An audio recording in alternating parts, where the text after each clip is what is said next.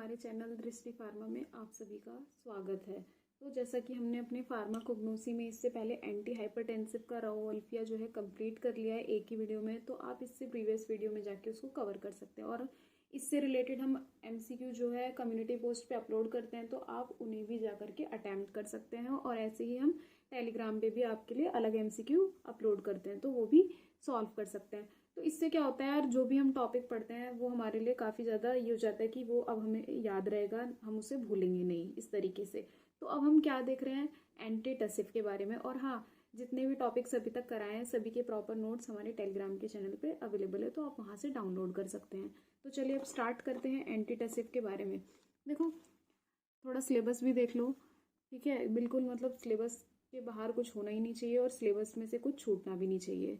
देखो, ये हो गया है। अब है एंटीटसिव, बस ये थोड़ा सा ही सिलेबस आपका बाकी है। ये कंप्लीट होते ही मान लो कि हमारा फार्माकोग्नोसी जो है एकदम इजी सब्जेक्ट इजी तरीके से कंप्लीट हो चुका है। एंटीटसिव, इसमें हमें वसाका और टोलू बाल्सम के बारे में पढ़ना है। तो देखो, एंटीटसिव, तो ये वर्ड आपको क्या समझा रहा है। देखो, टसिव वर्ड से सिर्फ इतना याद रखो कि कफ वगैरह, क्या है कफ, कुछ सप्रेस जैसे, है ना। तो जैसे तुलसी हो गई, है ना। तुलसी क्या बोलते हैं ना यार, गला खराब हो रहा है तो हम थोड़ा तुलसी वाली चाय पी लेते हैं। तो टसिव वर्ड भी कुछ ऐसे ही याद रखो। एक तो ये हो गया, दूसरा हो गया सप्रेसिव। क्या, टसिव मीन्स सप्रेसिव, ठीक है। इससे ये भी याद रहेगा। तो यानी कि टस टस मतलब कि परेशानी उत्पन्न हो रही है किसी चीज की, तो उसको रोकना, उसको अपोज करना। एंटी का मतलब अगेंस्ट। तो जो कफ के अगेंस्ट काम करेगी उसे हम एंटी टसिव बोलेंगे। क्या बोलेंगे, एंटी टसिव। तो ये देखो, एंटी टसिव क्या होगा एक तरीके से हमारा, यहाँ पे लिख देती हूँ। एंटी का मतलब है यहाँ पे अगेंस्ट और अपोज। क्या करेंगे, अपोज, ठीक है, कफ को। तो एक तरीके से हमारी डेफिनेशन हो जाती है, एंटीटसिव कुछ हमारे ऐसे सब्सटेंस हैं या मेडिकेशन है, यानी दवा है, जो कि क्या कर रही है, सप्रेस कर रही है, यानी कि रोक रही है। सप्रेस मतलब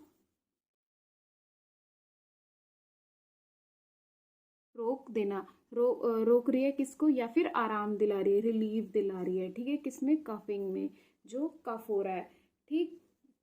यानी जो हमें खांसी वगैरह हो रही है तो ये उससे हमें आराम दिला रहे हैं। कौन, एंटीटसिव। तो एंटीटसिव का कॉमनली क्या काम हो गया, एलिवेट कर देना। क्या कर देना है, एलिवेट कर देना, यानी कि निकाल देना। क्या, निकाल देना, या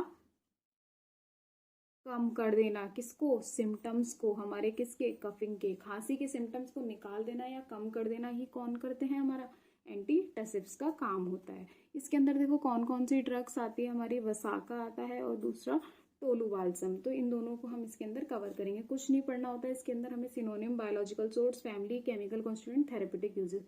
और जिसके जिसके जैसे आइडेंटिफिकेशन टेस्ट कभी कभार पूछ लेता है, या फिर हमारी मॉर्फोलॉजी या फिर माइक्रोस्कोपिक स्कोपी। तो इनके मैं इंपॉर्टेंट क्वेश्चन जिन जिन टॉपिक से आ सकते हैं मैं वो अलग से आपको कंप्लीट करा दूंगी। तो इसमें हमें मेन मेन चीजें देखने, जैसे biological source, family, chemical constituent और थेरेपेटिक यूजेस। तो सिनोनिम्स देखो, यानी कि इसका क्या ऑल्टरनेटिव और नेम हो सकते हैं जिस नाम से इसे जाना जाता है।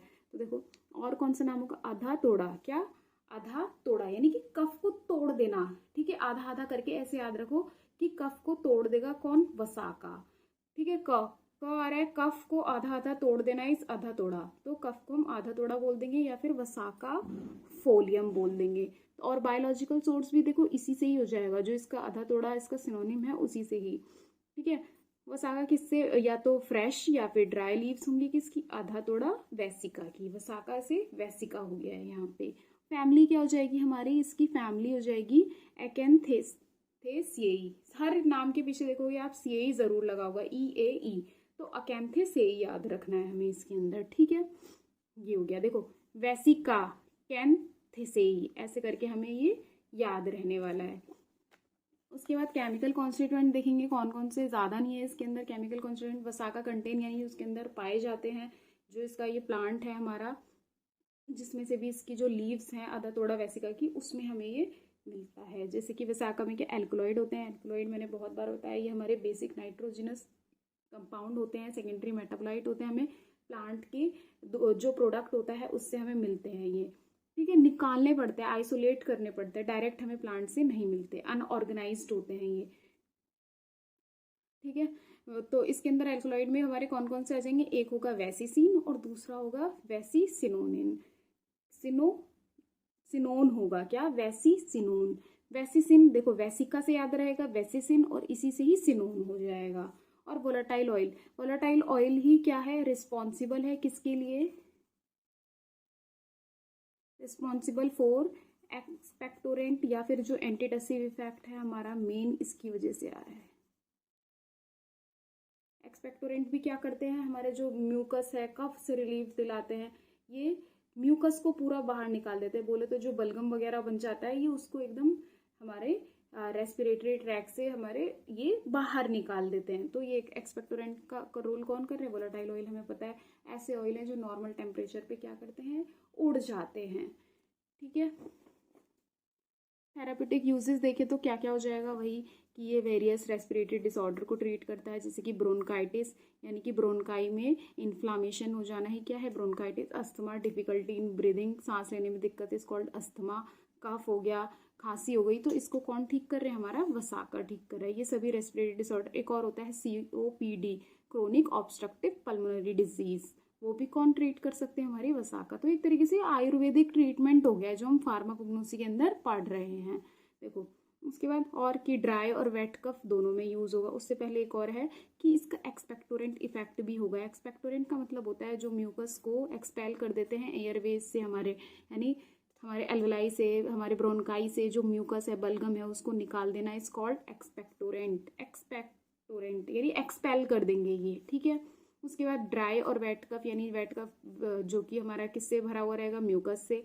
ड्राई में म्यूकस नहीं होता है। इन दोनों खांसी को ही सूखी खांसी गीली खांसी बोलते हैं ना, दोनों में ही हम वसाका को दे सकते हैं।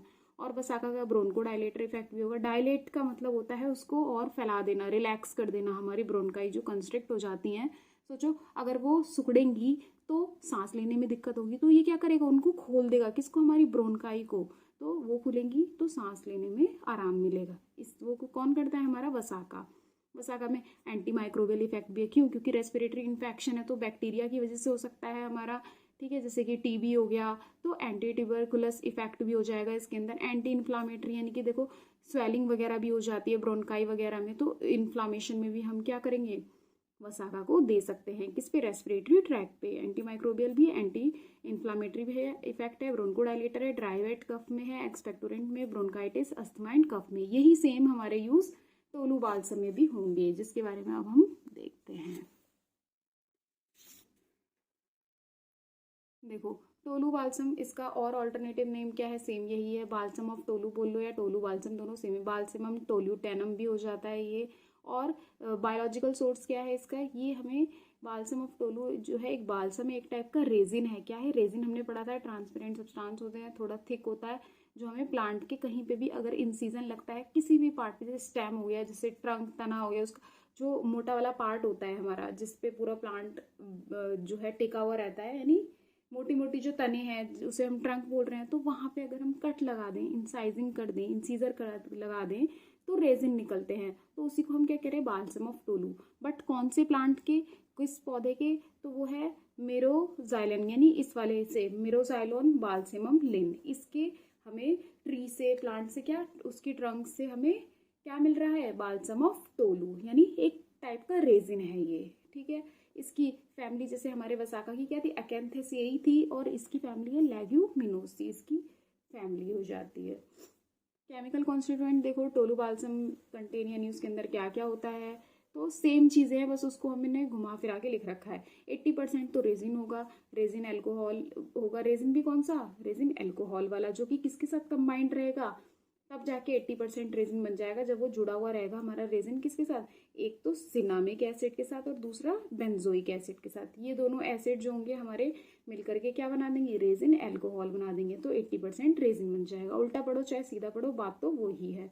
तो अगर ये कंबाइंड नहीं होंगे तो फ्री सिनामिक एसिड भी पाया जाएगा, फ्री बेंजोइक एसिड भी पाया जाएगा। अब इनके एस्टर बना दें हम, तो एस्टर कैसे बनते हैं हमारे, अल्कोहल प्लस बेंजोइक एसिड से, इन दोनों से। तो ऐसे ही देखो क्या बन रहा है, फ्री बेंजाइल बेंजोइड बन रहा है और एक बेंजाइल सिनामेट बन रहा है।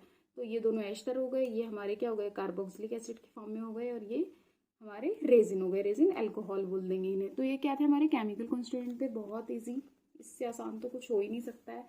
यहाँ पे फ्री कंबाइंड सिर्फ किसका खेल है, बेंजोइक एसिड और सिनामिक एसिड का, ये हो गया। फिर उसके बाद आते हैं थेरापिटिक यूजेस पे, सेम वही लिखा हुआ है, इसमें एक अलग से इफेक्ट और हो जाता है, क्या, एंटीसेप्टिक इफेक्ट। कहीं पे क्या छोटा मोटा कट लग गया है या घाव हो गया, वुंड्स हो गया या फिर जल गया है, तो वहाँ पे भी हम अपने टोलो बाल्सम का यूज़ करते हैं। रेस्पिरेटरी कंडीशन में यूज़ कर सकते हैं, जैसे अस्थमा हो गया, ब्रोंकाइटिस हो गया, और क्या हमारा ट्यूबरक्लोसिस हो गया, यानी टीबी हो गया, सीओपीडी हो गया, तो वहाँ पे भी हम यूज़ कर सकते हैं। एक्सपेक्टोरेंट प्रॉपर्टी होती है, यानी कि एक्सपेक्टोरेंट क्या करते हैं, जो म्यूकस को एक्सपेल कर देते हैं, और फ्लेवरिंग एजेंट की तरह भी काम करता है हमारा Tolo balsam. Anti microbial effect जो है, यानी कि जो बैक्टीरियल इन्फेक्शन हो गया जैसे टीबी में, तो उसको भी ट्रीट कर देंगे। और अगर रेस्पिरेटरी ट्रैक में सूजन आ रही है, तो वहाँ पे हम एंटी इन्फ्लामेटरी इफेक्ट भी देखने को मिलता है हमारे टोलो बाल्सम की वजह से। तो ये था हमारा आज की वीडियो में, जिसमें हमने एंटीटसिव जो है कंप्लीट कर लिया। अब हम इससे नेक्स्ट वीडियो में हम अपना क्या एंटी रूमेटिक स्टार्ट करेंगे। काफ़ी इजी था ये तो, और इम्पॉर्टेंट भी, ये एग्ज़ाम में पूछा जा सकता है, तो इसको आप अच्छे से प्रिपेयर कर लेंगे, ठीक है। और हमें कौन से टॉपिक्स कवर करने चाहिए, तो आप वो भी हमें कमेंट सेक्शन में बता सकते हैं। सो वीडियो अच्छी लगी है तो लाइक भी कर सकते हैं। Thank you.